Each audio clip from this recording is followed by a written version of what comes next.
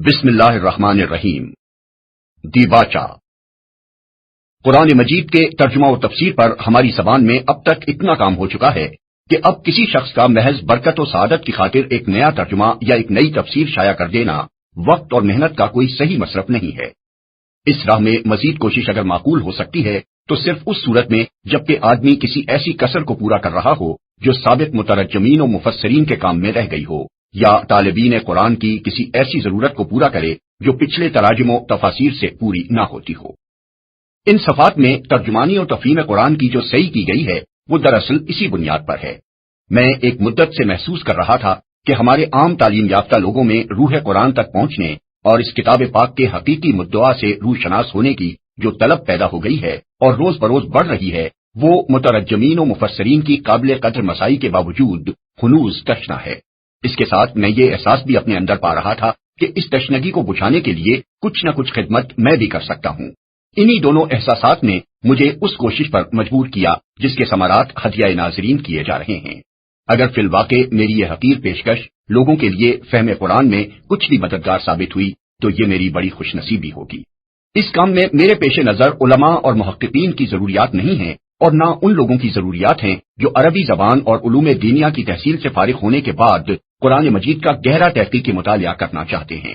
ایسے حضرات کی پیاس بجھانے کے لیے بہت کچھ سامان پہلے سے موجود ہے۔ میں جن لوگوں کی خدمت کرنا چاہتا ہوں وہ اوسط درجے کے تعلیم یافتہ لوگ ہیں جو عربی سے اچھی طرح واقف نہیں ہیں اور علوم قرآن کے وسیع ذخیرے سے استفادہ کرنا جن کے لیے ممکن نہیں ہے۔ انہی کی ضروریات کو میں نے پیش نظر رکھا ہے۔ اس وجہ سے بہت سے ان تفسیری مباحث کو میں نے سرے سے ہاتھ ہی نہیں لگایا جو علم تفسیر میں بڑی اہمیت رکھتے ہیں مگر اس طبقے کے لیے غیر ضروری ہیں۔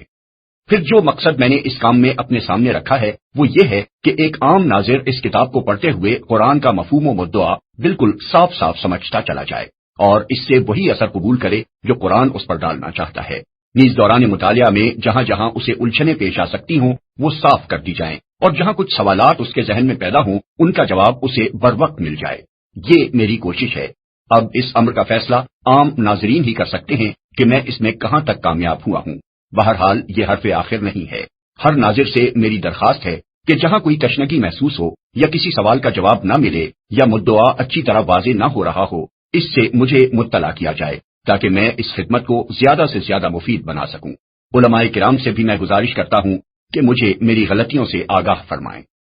چند الفاظ ترجمانی و تفہیم کے متعلق بھی۔ میں نے اس کتاب میں ترجمے کا طریقہ چھوڑ کر آزاد ترجمانی کا طریقہ اختیار کیا ہے۔ اس کی وجہ یہ نہیں ہے کہ میں پابندی لفظ کے ساتھ قرآن مجید کا ترجمہ کرنے کو غلط سمجھتا ہوں، بلکہ اس کی اصل وجہ یہ ہے کہ جہاں تک ترجمہ قرآن کا تعلق ہے یہ خدمت اس سے پہلے متعدد بزرگ بہتر طریقے پر انجام دے چکے ہیں اور اس راہ میں اب کسی مزید کوشش کی ضرورت باقی نہیں رہی ہے۔ فارسی میں حضرت شاہ ولی اللہ صاحب کا ترجمہ اور اردو میں شاہ عبد القادر صاحب، شاہ رفیع الدین صاحب، مولانا محمود الحسن صاحب، مولانا اشرف علی صاحب اور حافظ فتح محمد صاحب جلندری کے تراجم ان اغراض کو بخوبی پورا کر دیتے ہیں جن کے لیے ایک لفظی ترجمہ درکار ہوتا ہے۔ لیکن کچھ ضرورتیں ایسی ہیں جو لفظی ترجمے سے پوری نہیں ہوتی اور نہیں ہو سکتی، انہی کو میں نے ترجمانی کے ذریعے سے پورا کرنے کی کوشش کی ہے۔ لفظی ترجمے کا اصل فائدہ یہ ہے کہ آدمی کو قرآن کے ہر لفظ کا مطلب معلوم ہو جاتا ہے اور وہ ہر آیت کے نیچے اس کا ترجمہ پڑھ کر جان لیتا ہے کہ اس آیت میں یہ کچھ فرمایا گیا ہے۔ لیکن اس فائدے کے ساتھ اس طریقے میں کئی پہلو نقص کے بھی ہیں جن کی وجہ سے ایک غیر عربی داں ناظر قرآن مجید سے اچھی طرح مستفید نہیں ہو سکتا۔ پہلی چیز جو ایک لفظی ترجمے کو پڑھتے وقت محسوس ہوتی ہے وہ روانی عبارت، زور بیان، بلاغت زبان اور تاثیر کلام کا فقدان ہے۔ قرآن کی سطروں کے نیچے آدمی کو ایک ایسی بے جان عبارت ملتی ہے جسے پڑھ کر نہ اس کی روح وجد میں آتی ہے، نہ اس کے رونگٹے کھڑے ہوتے ہیں، نہ اس کی آنکھوں سے آنسو جاری ہوتے ہیں، نہ اس کے جذبات میں کوئی طوفان برپا ہوتا ہے، نہ اسے یہ محسوس ہوتا ہے کہ کوئی چیز عقل و فکر کو تسخیر کرتی ہوئی قلب و جگر تک اترتی چلی جا رہی ہے۔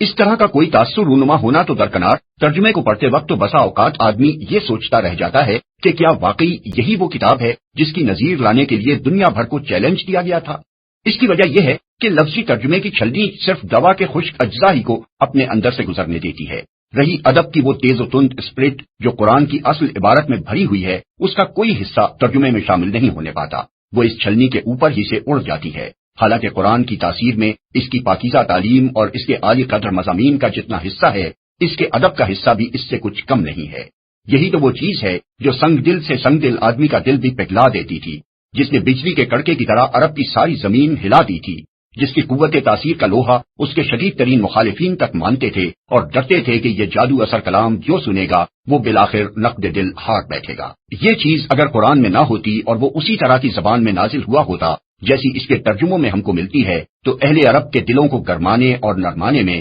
اسے ہرگز وہ کامیابی حاصل نہ ہو سکتی جو فی الواقع اسے حاصل ہوئی۔ لفظی ترجموں سے طبائع کے پوری طرح متاثر نہ ہو سکنے کی ایک وجہ یہ بھی ہے کہ ترجمے بالعموم بین السطور درج کیے جاتے ہیں، یا نئے طرز کے مطابق صفحے کو 2 حصوں میں تقسیم کر کے ایک طرف کلام اللہ اور دوسری طرف ترجمہ لکھا جاتا ہے۔ یہ طریقہ اس غرض کے لیے تو عین مناسب ہے جس کی خاطر آدمی لفظی ترجمہ پڑھتا ہے، کیونکہ اس طرح ہر لفظ اور ہر آیت کے مقابلے میں اس کا ترجمہ ملتا جاتا ہے۔ لیکن اس کا نقصان یہ ہے کہ ایک آدمی جس طرح دوسری کتابوں کو پڑھتا اور ان سے اثر قبول کرتا ہے، اس طرح وہ ترجمہ قرآن کو نہ تو مسلسل پڑھ سکتا ہے اور نہ اس سے اثر قبول کر سکتا ہے، کیونکہ بار بار ایک اجنبی زبان کی عبارت اس کے مطالعے کی راہ میں حائل ہوتی رہتی ہے۔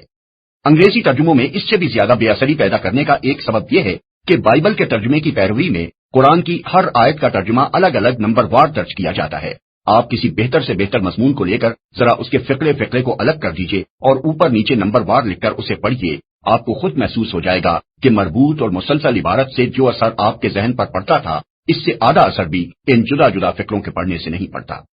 ایک اور وجہ اور بڑی اہم وجہ لفظی ترجمے کے غیر مؤثر ہونے کی یہ ہے کہ قرآن کا طرز بیان تحریری نہیں بلکہ تقریری ہے۔ اگر اس کو منتقل کرتے وقت تقریر کی زبان کو تحریر کی زبان میں تبدیل نہ کیا جائے اور جوں کا تو اس کا ترجمہ کر ڈالا جائے تو ساری عبارت غیر مربوط ہو کر رہ جاتی ہے۔ یہ تو سب کو معلوم ہے کہ قرآن مجید ابتداً لکھے ہوئے رسالوں کی شکل میں شائع نہیں کیا گیا تھا، بلکہ دعوت اسلامی کے سلسلے میں حسب موقع و ضرورت ایک تقریر نبی صلی اللہ علیہ وسلم پر نازل کی جاتی تھی اور آپ اسے ایک خطبے کی شکل میں لوگوں کو سناتے تھے۔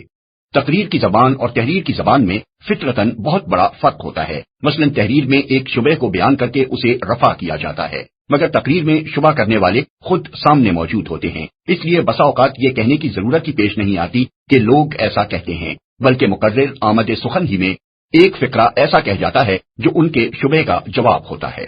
تحریر میں سلسلہ کلام سے الگ مگر اس سے قریبی تعلق رکھنے والی کوئی بات کہنی ہو تو اس کو جملہ معترضہ کے طور پر کسی نہ کسی عبارت سے جدا کر کے لکھا جاتا ہے تاکہ ربط کلام ٹوٹنے نہ پائے۔ لیکن تقریر میں صرف لہجہ اور طرز خطاب بدل کر ایک مقرر بڑے بڑے جملہ ہائے معترضہ بولتا چلا جاتا ہے اور کوئی بے ربطی محسوس نہیں ہوتی۔ تحریر میں بیان کا تعلق ماحول سے جوڑنے کے لیے الفاظ سے کام لینا پڑتا ہے، لیکن تقریر میں ماحول خود ہی بیان سے اپنا تعلق جوڑ لیتا ہے اور ماحول کی طرف اشارہ کیے بغیر جو باتیں کہی جاتی ہیں ان کے درمیان کوئی خلا محسوس نہیں ہوتا۔ تقریر میں متکلم اور مخاطب بار بار بدلتے ہیں۔ مقرر اپنے زور کلام میں موقع و محل کے لحاظ سے کبھی ایک ہی گروہ کا ذکر بصیغہ غائب کرتا ہے اور کبھی اسے حاضر سمجھ کر براہ راست خطاب کرتا ہے، کبھی واحد کا صیغہ بولتا ہے اور کبھی جمع کے صیغے استعمال کرنے لگتا ہے، کبھی متکلم وہ خود ہوتا ہے، کبھی کسی گروہ کی طرف سے بولتا ہے، کبھی کسی بالائی طاقت کی نمائندگی کرنے لگتا ہے اور کبھی وہ بالائی طاقت خود اس کی زبان سے بولنے لگتی ہے۔ تقریر میں یہ چیز ایک حسن پیدا کرتی ہے،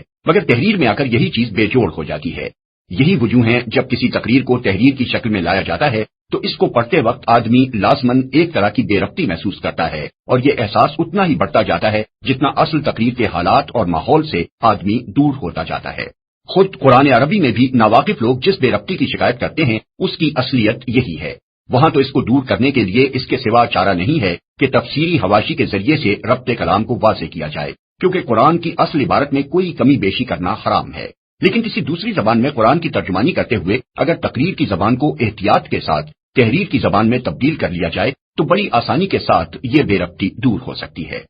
علاوہ بری جیسا کہ ابھی میں اشارتاً عرض کر چکا ہوں، قرآن مجید کی ہر صورت دراصل ایک تقریر تھی جو دعوت اسلامی کے کسی مرحلے میں ایک خاص موقع پر نازل ہوتی تھی۔ اس کا ایک خاص پس منظر ہوتا تھا، کچھ مخصوص حالات اس کا تقاضا کرتے تھے اور کچھ ضرورتیں ہوتی تھیں جنہیں پورا کرنے کے لیے وہ اترتی تھی۔ اپنے اس پس منظر اور اپنی اس شان نزول کے ساتھ قرآن کی ان صورتوں کا تعلق اتنا گہرا ہے کہ اگر اس سے الگ کر کے مجرد الفاظ کا ترجمہ آدمی کے سامنے رکھ دیا جائے تو بہت سی باتوں کو وہ قطعاً نہیں سمجھے گا اور بعض باتوں کو الٹا سمجھ جائے گا اور قرآن کا پورا مدعا تو شاید کہیں اس کی گرفت میں آئے گا ہی نہیں۔ قرآن عربی کے معاملے میں اس مشکل کو دور کرنے کے لیے تفسیر سے مدد لینی پڑتی ہے، کیونکہ اصل قرآن میں کسی چیز کا اضافہ نہیں کیا جا سکتا۔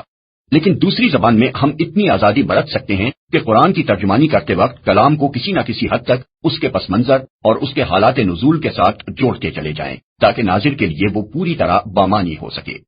پھر ایک بات یہ بھی ہے کہ قرآن اگرچہ عربی مبین میں نازل ہوا ہے، لیکن اس کے ساتھ وہ اپنی ایک مخصوص اصطلاحی زبان بھی رکھتا ہے۔ اس نے بکثرت الفاظ کو ان کے اصل لغوی معنی سے ہٹا کر ایک خاص معنی میں استعمال کیا ہے، اور بہت سے الفاظ ایسے ہیں جن کو وہ مختلف مواقع پر مختلف مفہومات میں استعمال کرتا ہے۔ پابندی لفظ کے ساتھ جو ترجمے کیے جاتے ہیں ان میں اس اصطلاحی زبان کی رعایت ملحوظ رکھنا بہت مشکل ہے، اور اس کے ملحوظ نہ رہنے سے بسا اوقات ناظرین طرح طرح کی الجھنوں اور غلط فہمیوں میں مبتلا ہو جاتے ہیں۔ مثلا ایک لفظ کفر کو لیجئے جو قرآن کی اصطلاح میں اصل عربی لغت اور ہمارے فقہاء و متکلمین کی اصطلاح دونوں سے مختلف معنی رکھتا ہے، اور پھر قرآن میں بھی ہر جگہ ایک ہی معنی میں استعمال نہیں ہوا ہے۔ کہیں اس سے مراد مکمل غیر ایمانی حالت ہے، کہیں یہ مجرد انکار کے معنی میں آیا ہے، کہیں اس سے محض ناشکری اور احسان فراموشی مراد لی گئی ہے، کہیں مقتضیات ایمان میں سے کسی کو پورا نہ کرنے پر کفر کا اطلاق کیا گیا ہے، کہیں اعتقادی اقرار مگر عملی انکار یا نافرمانی کے لیے یہ لفظ بولا گیا ہے،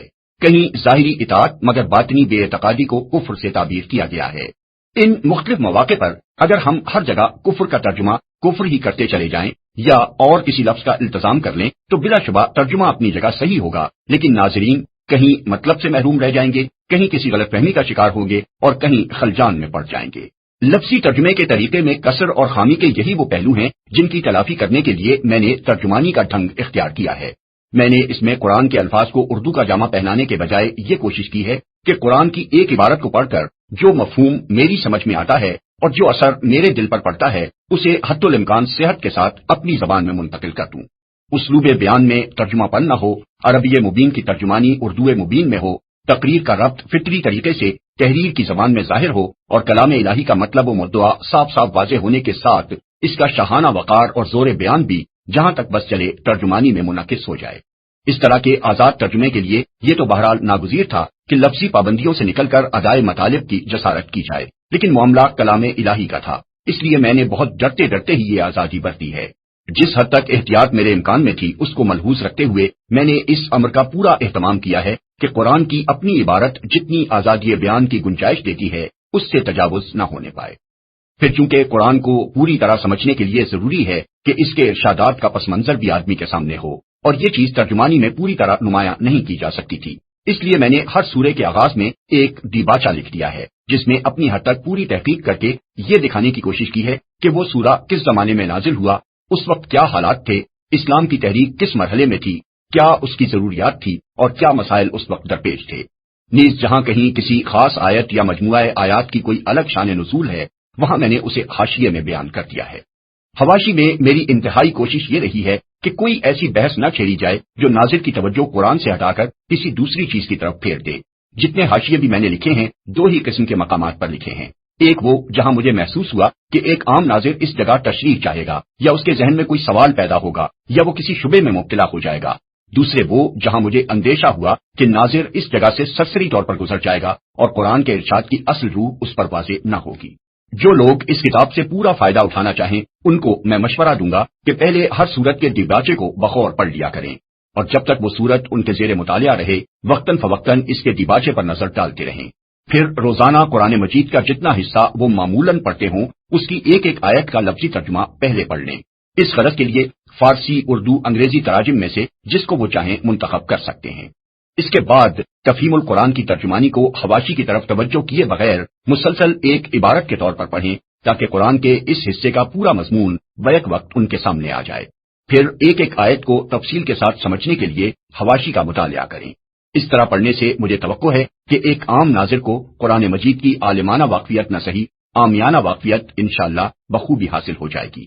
اس کتاب کو میں نے محرم 1361 ہجری یعنی فروری 1942 میں شروع کیا تھا۔ 5 سال سے زیادہ مدت تک اس کا سلسلہ جاری رہا، یہاں تک کہ سورہ یوسف کے آخر تک ترجمانی اور تفہیم تیار ہو گئی۔ اس کے بعد پے در پے ایسے اسباب پیش آتے چلے گئے کہ مجھے نہ تو آگے کچھ لکھنے کا موقع مل سکا اور نہ اتنی فرصت ہی میسر آ سکی کہ جتنا کام ہو چکا تھا اسی کو نظر ثانی کر کے اس قابل بنا سکتا کہ کتابی صورت میں شائع ہو سکے۔ اب اسے حسن اتفاق کہیے یا سوء اتفاق کہ اکتوبر 1948 میں یکایک مجھے پبلک سیفٹی ایکٹ کے تحت گرفتار کر کے جیل بھیج دیا گیا، اور یہاں مجھ کو وہ فرصت وہاں پہنچ گئی جو اس کتاب کو پریس میں جانے کے قابل بنانے کے لیے درکار تھی۔